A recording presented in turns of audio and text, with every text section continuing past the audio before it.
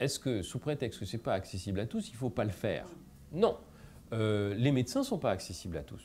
Moi, je considère que quand je donne une explication à un patient sur quelque chose de général, je la lui donne de la manière la plus détaillée, la plus précise possible, parce qu'il pourra la retransmettre à d'autres.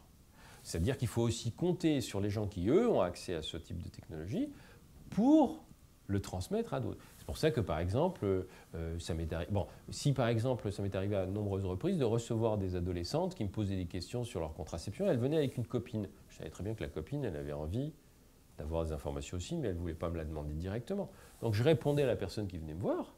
Je savais que l'autre, elle entendait.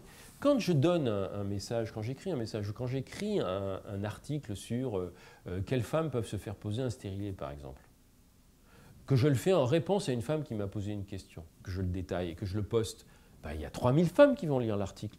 Donc, et puis il y en a qui ne lisent pas l'Internet, mais il y en a une qui va l'imprimer, qui va le donner à sa voisine de palier.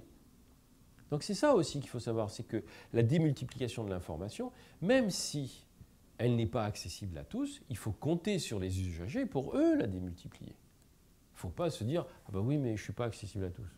Moi, ce qui me préoccupe dans l'attitude des médecins qui disent « Oui, mais les gens vont chercher sur l'Internet et ils ne comprennent pas », je suis désolé, mais avant l'Internet, il y avait les encyclopédies de médecine, il y avait les bibliothèques, il y avait les kiosques à journaux dans lesquels il y avait des journaux de santé. Les gens, ils allaient déjà chercher l'information. Ils allaient déjà la chercher.